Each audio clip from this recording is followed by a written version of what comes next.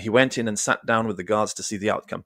Now the chief priests and the whole Sanhedrin were seeking false testimony against Jesus in order to put him to death, but they did not find any, though many false witnesses came forward. Finally, 2 came forward and declared, "This man said, I am able to destroy the temple of God and rebuild it in 3 days." So the high priest stood up and asked him, this is Caiaphas, asking him, "Have you no answer?" Just so you know, Caiaphas is called Hakopf in the Talmudic traditions, like and also the rest of the Mishnah and Oral Torah. Hakopf means the monkey, so they call him Hakopf because they're making fun of him, which is also to kind of give you a strong clue that Caiaphas is by no means respected among Orthodox Jews. So the high priest stood up and asked him, "Have you no answer? What are these men testifying against you?" But Jesus remained silent. Then the high priest said to him, "I charge you under oath of the living God, tell us if you are the Christ, the Son of God." "You have said it yourself," Jesus answered. "But I say to all of you, from now on you will see the Son of Man sitting at the right hand of power and coming on the clouds of heaven." At this, the high priest, who was a Sadducee, a Boethusian, or maybe a Herodian, nevertheless, that's who the high priests were at that time, Sadducees, Boethusians, and Herodians, and they were all basically what we call Torah, sola scriptura,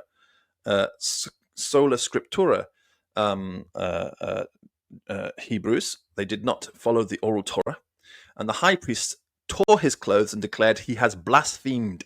Why do we need any more witnesses? Look now, you have heard the blasphemy. What do you think?" This is always a very curious thing when you read it as an educated Jew who has studied Judaism properly. You think, where was the blasphemy? We're all children of God. Why would he be upset if we say, "Yeah, I'm a child of God"?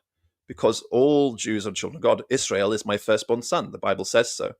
So it's in the book of Exodus. So why is he upset? What's going on here? And then maybe it's something else. He said, "I say unto you, from now on, you will see the Son of Man sitting on the right hand of power and coming in the clouds of glory, clouds of heaven." Well, why would you be upset about that? It's like, okay, you're making a prophecy. Let's see if it comes true. If it comes true, great. If it doesn't come true, well, too bad. But there's nothing wrong with saying that. It's like, okay, we'll hope that this might be. He's basically saying that the eschatology is about to happen. You're going to see the Son of Man coming on the clouds. This is what Daniel speaks about. This is what Zechariah speaks about. So, great. Let's look forward to this. This is wonderful news. So where's the blasphemy? This is a very big puzzle from Orthodox Judaism. Where's the blasphemy? The blasphemy is understood only if you realize that the guy speaking is not an Orthodox Jew. The high priest is a Sadducee. And the Sadducees don't have the same view on God as the Pharisees do. The high priests have a different view. In Pharisaical Judaism, for example, Rabbeinu Bahya makes very clear in the commentaries in the Mishnah that in the Midrashim that the one we see described in the Bible who is at Mount Sinai with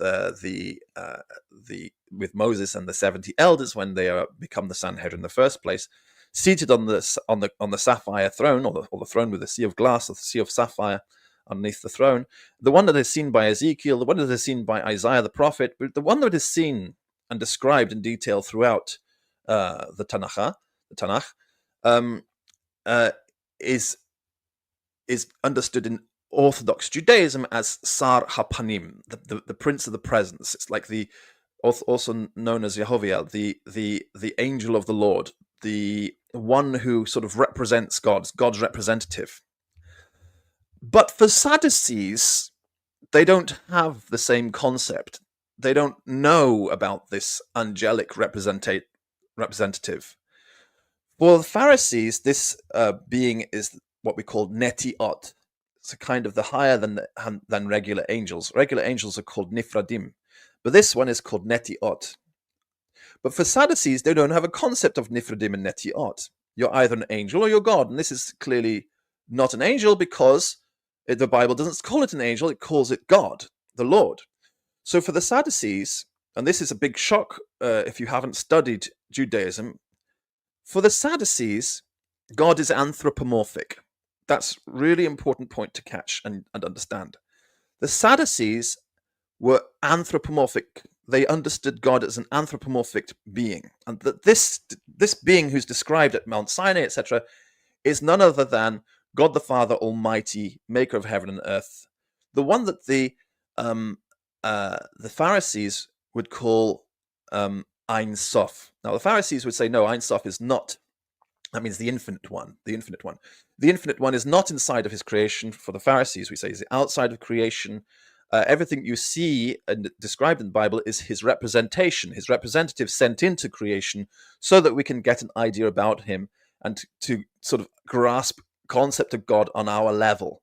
But this is his representation. Okay, this is his representation, his presence. But for the Sadducees, that is the infinite one, which is a bit weird because it means that the infinite one was contained by the universe.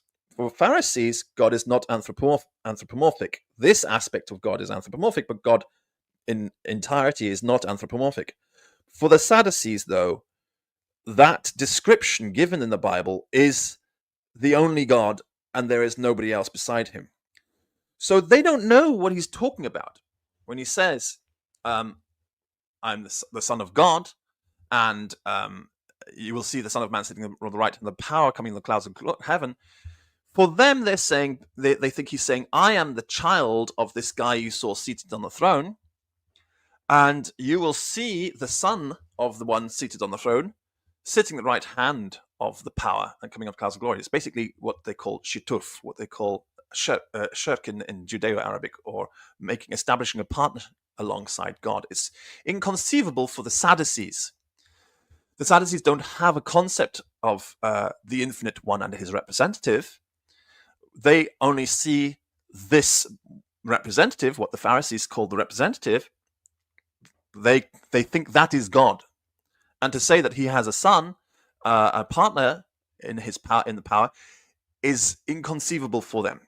Sadducees are a bit like we know from their history. They come from they were coming from a student of somebody called Antigonus of Socho, who was a Pharisee.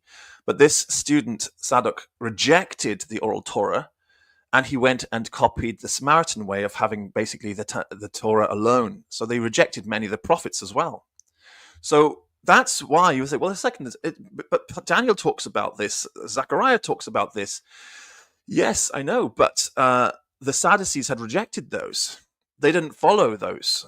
They were basically Torah alone. So they didn't see anything other than God in the description of this one on the throne.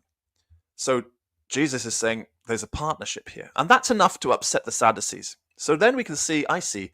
So when the high priest tears his clothes and declares he is blasphemed, he's blasphemed according to Sadducee Judaism or Sadduceeism, but he hasn't blasphemed according to Pharisaical Judaism.